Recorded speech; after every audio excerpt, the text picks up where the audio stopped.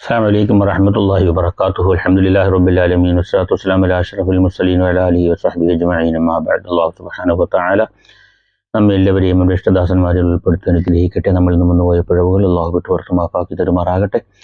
നമ്മളിൽ നിന്ന് മൺമറഞ്ഞു പോയ ഖബറുകൾ അല്ലാഹു വിശാലമാക്കട്ടെ. സ്വർഗീയമായ വാതിലുകൾ അവരുടെ ഖബറിലേക്ക് അല്ലാഹു തുറന്നു കൊടുക്കട്ടെ. സ്നേഹാദരവുകൾ നിറഞ്ഞ സയ്യിദന്മാരെ, ഉസ്താദുമാരെ, സഹോദരി സഹോദരന്മാരെ, അൽ മവാഹിബുൽ ജലിയയിൽ നിന്നുള്ള പാരായണമാണ് നമ്മൾ ചെയ്യുന്നത്. അല്ലാഹു സുബ്ഹാനഹു വതആല ആദാബുൽ മസാജിദ് എന്ന വിഷയമാണുള്ളത്. അല്ലാഹു സുബ്ഹാനഹു വതആല താഴ്വാ ഉസ്താദിന് സ്വർഗ്ഗത്തിൽ ഉന്നതമായ ദറജ കൊടുത്ത് അനുഗ്രഹിക്കട്ടെ. ഖലഫ് ബിൻ അയ്യൂബ് എന്നവർ ഒരു ദിവസമിൽ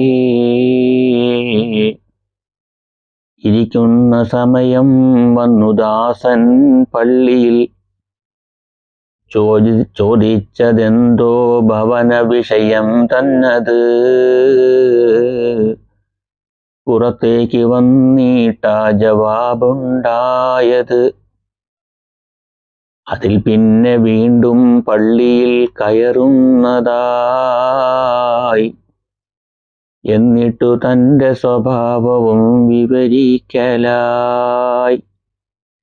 എനിക്കിഷ്ടമല്ല കലാമു ദുനിയാവിയായത്. റബ്ബിൻ്റെ വീട്ടിൽ വെച്ചു ഞാൻ പറയുന്നത്. തൻബീഹിലുണ്ടിത് നോക്കിയാൽ കാണുന്നതാ.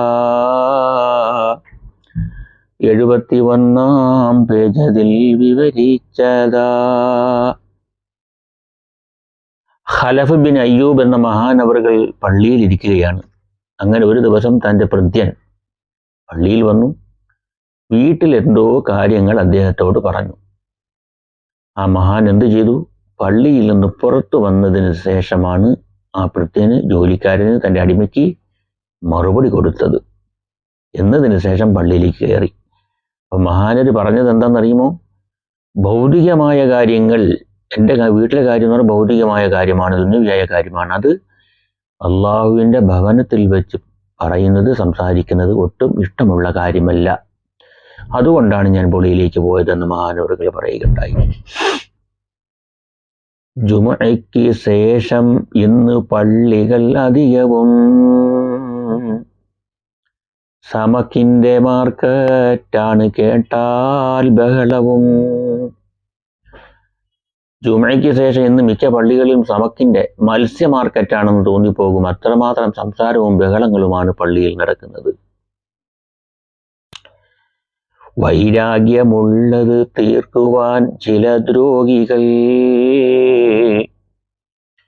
കടക്കുന്ന വഴിയാണിന്ന് അധികം പള്ളികൾ. തൻ്റെ മനസ്സിലുള്ള വൈരാഗ്യം എതിരാളിയോട് തീർക്കുന്നതിന് വേണ്ടി തിരഞ്ഞെടുക്കുന്ന ഒരു ഭവനമാണ് ഇന്ന് പള്ളി. വളരെ ശ്രദ്ധിക്കേണ്ട വചനങ്ങളാണ് ബഹുമാനപ്പെട്ട തഴവാ ഉസ്താദ് നമ്മളോട് തുടർന്നു വരുന്ന വരിയിൽ പറഞ്ഞിരുന്നത്. വളരെ ശ്രദ്ധിക്കണം. കല്യാണത്തിനവനാദ്യമെന്താ എന്നെ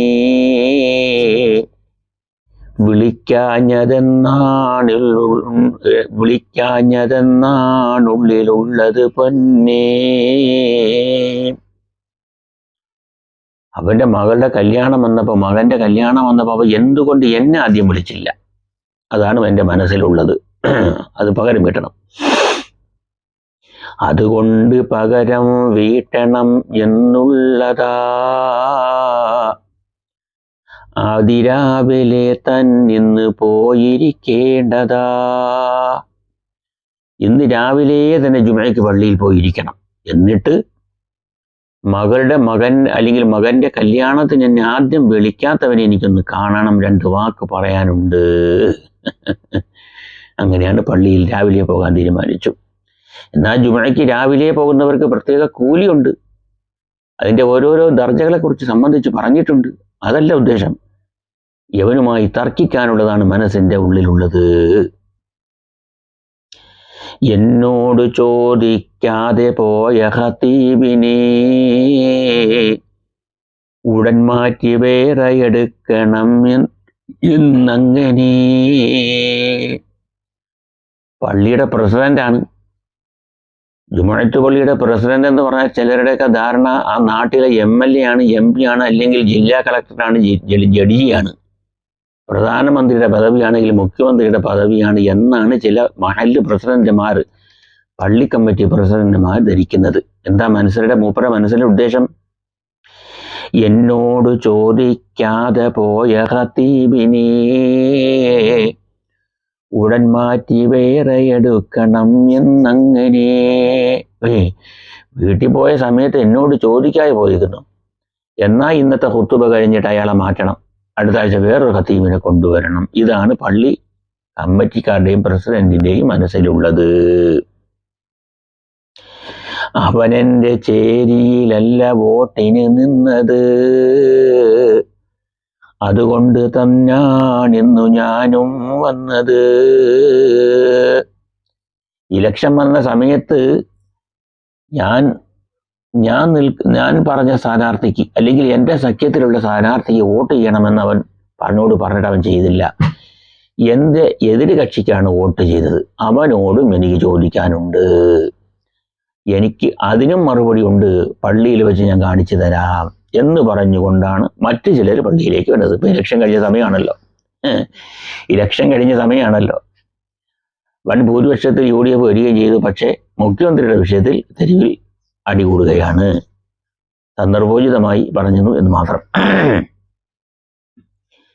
ദീക്കിനെ അറുക്കാൻ ആരക്കെത്തേണ്ടതാ, ഞാൻ തന്നെ നേരിട്ടന്നു കണ്ടു പറഞ്ഞതാ. എന്നിട്ട് പോലും 7-നാണ് അവൻ വന്നത്, അതുകൊണ്ട് മോദീനല്ല വാളെടുക്കേണ്ടത്.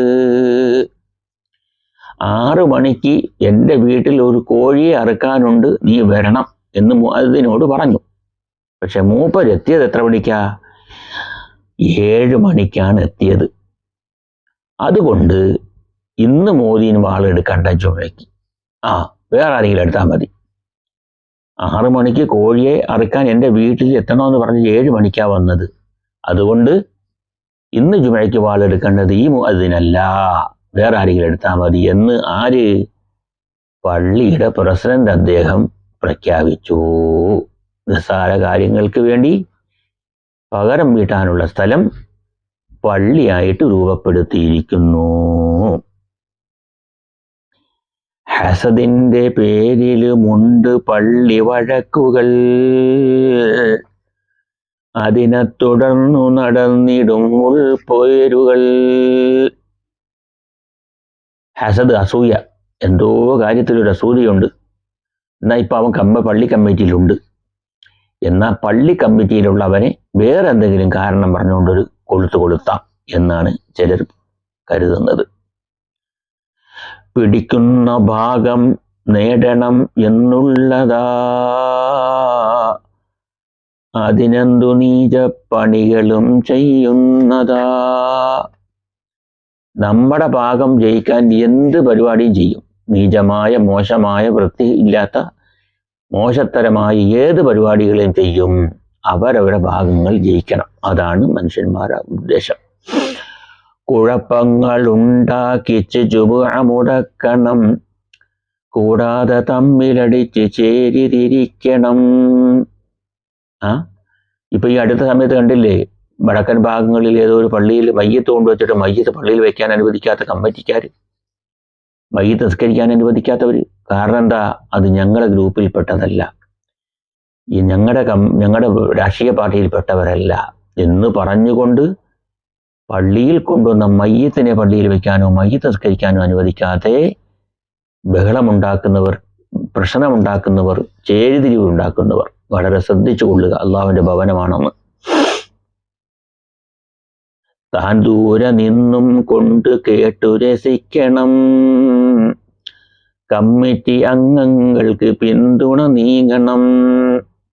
ഇതൊക്കെ ചെയ്തു വെച്ചിട്ട് ദൂരെ നിന്ന് ഇത് കണ്ട് രസിക്കും. എന്നിട്ടോ കമ്മിറ്റിക്കാർക്ക് പിന്തുണയും കൊടുക്കണം. ഇതാണ് ഇവരുടെയൊക്കെ മനസ്സിലിരിപ്പ്. പങ്കില്ല ഞാനിതിലൊന്നുമെന്നാ ഭാവമേ, അവനാണ് റൂട്ട് തെളിച്ച ശൈത്താൻ സത്യമിൽ. ഈ വഴക്കിൻ്റെ എല്ലാത്തിൻ്റെയും താക്കോലായ ശൈത്താൻ പിശാച് അവനാ. പക്ഷേ മറ്റുള്ളവർ ഞാനിതിലുണ്ട് എന്നറിയരുത് എന്ന് പറഞ്ഞുകൊണ്ട് ദൂരെ പോയി നിന്ന് കണ്ട് രസിച്ച് ഉള്ളിൽ പുഞ്ചിരിക്കും. ഇതാണ് ചിലരുടെ സ്വഭാവം. മിണ്ടാതിരുന്നും കൊണ്ടവൻ എരി കൂട്ടും, ഒരു സംശയം ഇല്ലാത്ത നയവും കാട്ടും. മിണ്ടാതിരിക്കും, എന്നിട്ടോ എരി കൂട്ടും, എന്നിട്ടോ ഞാൻ ഇതിലില്ലേ എന്നാർക്കും സംശയം വരാത്ത രീതിയിൽ പെരുമാറുകയും ചെയ്യും. ഇതാണ് ചിലരുടെ സ്വഭാവമെന്ന് പച്ചയായിട്ട് ബഹുമാനപ്പെട്ട തഴവ ഉസ്താദ് വർഷങ്ങൾക്ക് മുമ്പ് രചിച്ച ഈ അൽ മവാഹിബുൽ ജലിയിൽ കൂടി നമുക്ക് പഠിപ്പിച്ചു തരുന്നു. എത്ര സത്യമാണെന്ന് ചിന്തിച്ചു നോക്കിക്കേ. നിസ്സാര പ്രശ്നങ്ങൾക്ക് പള്ളിയിൽ വഴക്കുണ്ടാകുന്നത്, വെള്ളിയാഴ്ച ജുമയ്ക്ക് ശേഷം വഴക്കുണ്ടാകുന്നത്, നിസ്സാര കാര്യങ്ങൾക്കാണെന്നുള്ള കാര്യം എല്ലാവരും ഓർക്കുക. പള്ളി അള്ളാഹുവിൻ്റെ ഭവനമാണ്. പള്ളിയിൽ പ്രശ്നമുണ്ടാക്കുന്നവർ അവസാനം ബുദ്ധിമുട്ടേണ്ടി വരും. സൂറത്ത് ഹുജറാത്തിൽ മസ്ജിദ് നബവിയുടെ കാര്യം പറഞ്ഞ ഭാഗത്ത് റസൂലുള്ളാഹി സ്വല്ലല്ലാഹു അലൈഹി വസല്ലമ അന്തി ഉറങ്ങുന്നത് അവിടെയാണ്. നിങ്ങൾ ശ്രദ്ധിച്ചു കൊള്ളണം. മസ്ജിദ് നബവിയിൽ പോകുമ്പോൾ സംസാരം ഉയർത്തരുത്. വലാത്തപ്പോൾ സുഹാത്തക്കും നിങ്ങളുടെ സൗണ്ടുകൾ ഉയർത്തരുത്. മുത്തുനബി അവിടെ ഉണ്ടെന്നുള്ള ഓർമ്മ നിങ്ങൾക്ക് വേണമെന്ന് സൂറത്ത് ഹുജറാത്തിൽ കൂടി അള്ളാഹു നമുക്ക് വിവരിച്ച് തന്നിട്ടുണ്ട്. മുത്തുനബിയോടുള്ള ബഹുമാനം കൊണ്ട് അതേപ്രകാരം പള്ളികളിൽ വിഷമങ്ങൾ ഉണ്ടാക്കരുത്, സംസാരങ്ങൾ ഉച്ചത്തിലാക്കരുത് എന്ന് നമ്മൾ മനസ്സിലാക്കുക. അള്ളാഹു സുബ്ഹാനഹു വ തആല അവൻ്റെ ഇഷ്ടദാസന്മാരിൽ നമ്മളെ ഉൾപ്പെടുത്തി അനുഗ്രഹിക്കട്ടെ. നമ്മിൽ നിന്ന് വന്നുപോയ പിഴവുകൾ അള്ളാഹു വിട്ടുവർത്ത് മാപ്പാക്കി തരുമാറാകട്ടെ. എല്ലാവിധമായ വിപത്തുകളിൽ നിന്നും രോഗങ്ങളിൽ നിന്നും അപകടങ്ങളിൽ നിന്നും മരണങ്ങളിൽ നിന്നും അള്ളാഹു നമുക്ക് കാവലും കാരണയും നൽകട്ടെ. നമ്മൾ ഇന്ന് മരണപ്പെട്ട മാതാപിതാക്കൾ, ഗുരുവര്യന്മാർ, സഹോദരന്മാർ, ബന്ധുമിത്രാദികൾ, ഇഷ്ടജനങ്ങൾ, സംഘടനാ നേതാക്കൾ, നമ്മളെ സഹായിച്ചിട്ടുള്ളവർ, നമുക്ക് ഭക്ഷണം നൽകിയിട്ടുള്ളവർ, എല്ലാവരുടെ ഖബറും അള്ളാഹു വിശാലമാക്കി കൊടുക്കട്ടെ. സ്വർഗത്തിന് ഒരു വാതിലോ ഖബറിലേക്ക് തുറന്നു കൊടുക്കട്ടെ. നമ്മുടെ മക്കൾക്ക് നാഫിയായ ഇൽമു, കൂർമ്മ ബുദ്ധി കൊടുത്ത് നല്ല മക്കളായി വളരാൻ അള്ളാഹു തൗഫീഖ് കൊടുക്കട്ടെ. എല്ലാവരും ദുആ ചെയ്യണം. അസ്സലാമു അലൈക്കും വറഹ്മത്തുള്ളാഹി വബറകാതുഹു.